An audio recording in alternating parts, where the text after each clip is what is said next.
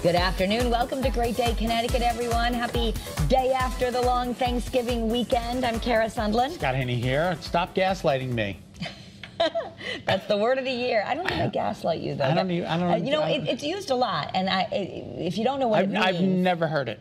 Oh, really? Never. Oh, yeah. Until today. It's a thing. People say, oh, he was gaslighting me. Or what does it mean? So it means that someone, well, first of all, it's the word of the year because it increased more than 15%.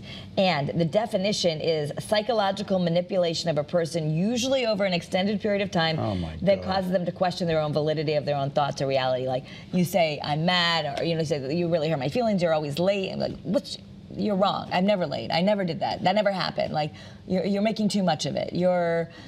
Someone might gaslight you if you're trying to say what's going on. And so they try to devaluate your experience. Yes, like you're the opposite of being validated. The opposite of being validated. Well, that's terrible. To the point that you question, like, oh, maybe it's me. Maybe they're right. Maybe I'm making something out of nothing. See, that would never happen to me, so it would never. That's why you don't know what it means. That's exactly why I. All right, why. Your leftover turkey may still be in the fridge, but for many, the attention now turns to the tree. And like so many of our favorite things, inflation is pushing the price up. Yeah, did you get your tree yet? I didn't because Helena's a little under the weather and we like to go cut it down. Yeah. So anyway, thousands are going to get their trees. A lot of people even do it Thanksgiving weekend, but they're paying more. The average cost of a real tree was nearly $70 last year. Experts say the same thing. A spruce, a fir, or pine could cost $80 to $100 this year. That's a lot of money for a tree. Yeah, that's expensive. I think, and again, I apologize to all the Connecticut-grown Christmas tree growers. I'm a big proponent, but I do have a fake white tree because I like the white tree, and it's now cost-effective. I mean, it only cost me $250 when I bought it, and I've used it for 7 years. You're right. I can have both. You can have both. I have some fake little ones, small ones that I put around the house, but then I like to get my big one. But they say it's they wish prices could be lower, but the seed, the fertilizer, the fires out west, everything is more expensive for them. It's terrible. So that they're not just trying to they're not trying to rip you off. It really is costing them a lot more money to grow the trees. Everything costs more money. Absolutely. They're not just saying, hey, let's just raise the price to raise the price and have some ho-hos. They're just like, no, this is the way it is. Just like everything else. The price of the turkey, the price of the Christmas gifts. Everything is up, up, up, up, and up. There you go. So there you go. If you get your tree, though, the one way you save money, we've done stories here. You then turn it into a bird feeder later. So it's dual purpose. Remember, you're supposed to put peanut butter on the branches and put it outside, and then all the birds will feed off of it for the winter. I don't remember the peanut butter on the branches. Yeah, peanut butter and seeds and stuff. Really? Yeah, you can just put it out there in the backyard, and then A lot of farms take them, too, because the animals will eat them. Ah, see, they're not going to eat your plastic white tree. Exactly. Make sure all the tinsel is off. All right, tis the season for curling up by the fire with a cup of hot chocolate and, of course, your favorite Christmas movie. Carol, what's your favorite Christmas movie? This is a hard one, besides Rudolph, because that's not like a real movie. That's more of an animated one. Yeah, it's like... I really love Home Alone. I love Home Alone. I love A Christmas Story. I kind of like to watch them all. I don't know that one is, like for Julian, for sure it's Elf. He wants to watch Elf every day from now until... See, I've never seen that. This is my favorite right there. It's a Wonderful Life. It's a Wonderful Life. Well, that's Connecticut's favorite, I don't even think of Edward Scissorhands as a Christmas movie. Neither do I. No. The Grinch is the most popular in the U.S. right now, followed by Polar Express. Which I love Grinch? That one, too. 2018 Grinch. Is that the one with Jim Carrey? No? No, that's not. It's the new animated one. Oh, that's why. Okay, all right, very good. Elf rounds out the top 5, and of course, an oldie but a goodie. It's a Wonderful Life was named the Nutmeg State's most popular Christmas movie. Nutmeggers have good taste. Nutmeggers have good taste. I've never seen Elf. You need to watch Elf. It is so funny. You'll love it. Really? Yes, because it's funny. All right, I got to see it. Like you're kind of like Will Ferrell. Like you would like it. All right, I just watched the Will Ferrell and Spirited. Yeah. Did you watch it? I didn't. I haven't seen it yet. Julian didn't like it because it's a musical. It's a musical. You got to like musicals. Exactly. They stop and they break into song, and the next thing you know, you're like, this is a musical. I probably would like that, but I guess if you don't like a musical, you need to know. It's not Julian. It's so not Julian. I try to sell him that it's Will Ferrell. It's kind of like another Elf, but apparently it's not. No, it is so not Julian. Julian, you should have called me. I would have talked you right at him. No, all of him and his friends, 13-year-old boys, they all went to the movie theater to see it. Seriously? Yeah, and they're like...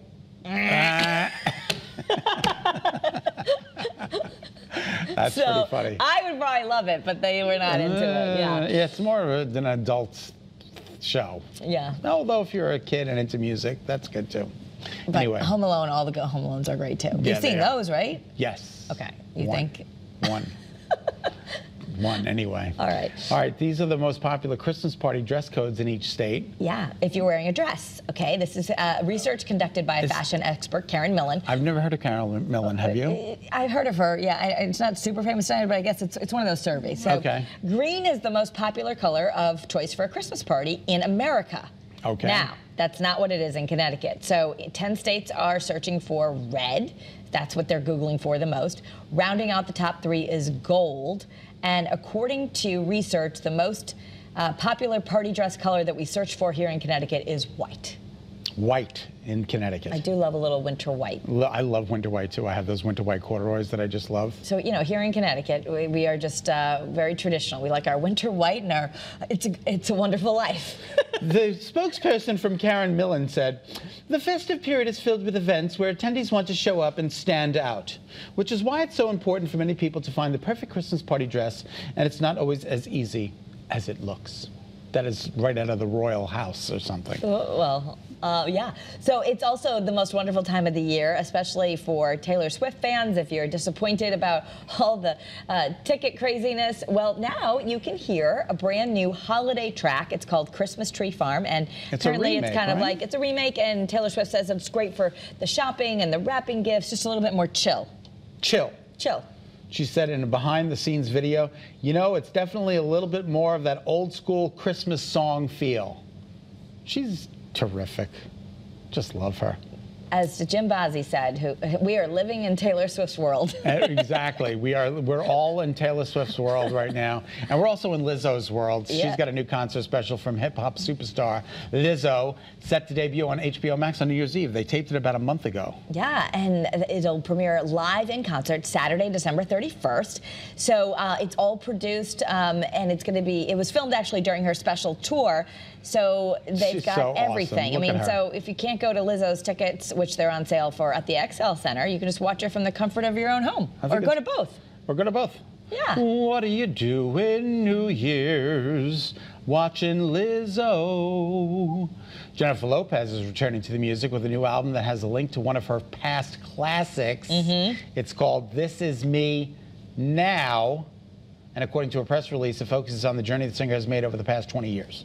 Yeah, well, so she had the God, is she This Is beautiful. Me Then in 2002, and it featured her big hit Jenny from the Block and a song for her then fiance Ben Affleck called Dear Ben. But now in This Is Me Now, of course now they're married. They had you know, they were not together anyway. So this is Dear Ben Part 2.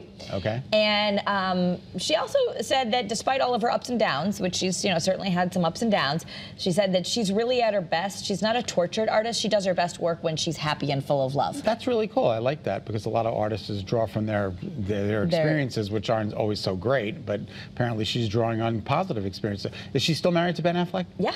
Oh, okay, good. They got married, and they're married now. It's another week. They've made it. It's terrific. And Jay Leno, I know everyone is rooting for him. Yeah, he returned to the stage on Sunday night. He actually performed in front of a sold-out crowd at the Comedy and Magic Club in Hermosa Beach, California.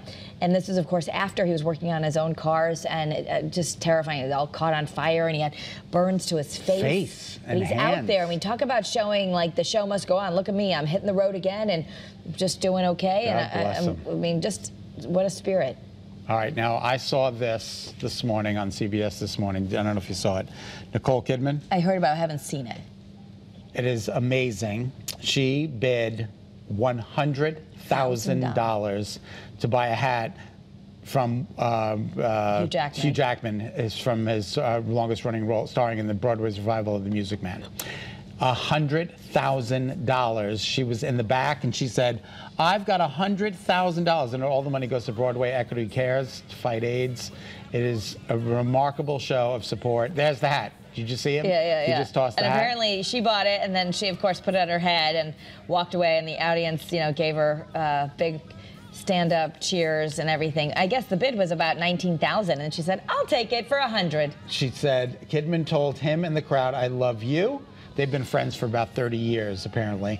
"I love you. I love Broadway. I love what they do. Broadway cares. But I also want to say the show was extraordinary. Jackman then gave her the hat, which she tried on before heading back to her seat. A $100,000 hat. How awesome is that? That's awesome. Good for her. Nicole Kidman. Hey, you know, you got it. She's got it, and she's using it to help spend others. it. Use it to help others, which is terrific. And a beloved TV character is coming back. Kelsey Grammer is going to reprise his role as Dr. Frasier Crane in the Frasier revival. It'll be on Paramount Plus. This is kind of continuing this trend of everything that's old is new again with nostalgia. We get to watch our favorite shows. Baby, I hear the bruiser calling, tossed salad and scrambled eggs. That's the theme song. Oh, okay. All right. Yeah. So David Hyde Pierce is not going to be coming back. No, and of course his father, who played John Mahoney, he died, so he's not coming back either. But they're going to honor them in a special way. Those characters will be honored in some way. Rehearsals are scheduled to start in February. The original show, Frasier, aired from 1993 to 2004, and it was a great show, and I'm so happy they're bringing it back. That's very exciting. And, well, we don't have time for this, but I'm really excited because we're that much closer to getting to travel to the moon because Apollo, the new Apollo, the new Artemis is up there. Farthest it's ever been from Earth. So we'll have more on that.